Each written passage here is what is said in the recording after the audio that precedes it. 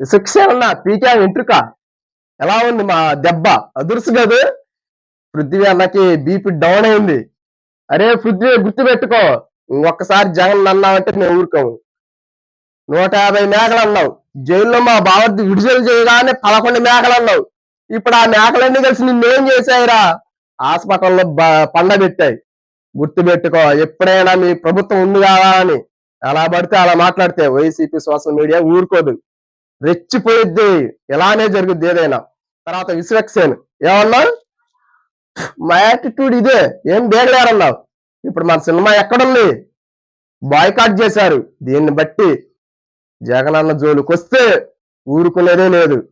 ఎంతలో ఉండాలో అంతలోనే ఉండండి, పద్ధతిగా మాట్లాడండి. మీ ఫంక్షన్ ఏంది? Cinema event. సినిమా ఈవెంట్ గురించే మాట్లాడు, రాజకీయాలకు మీకెందుకు?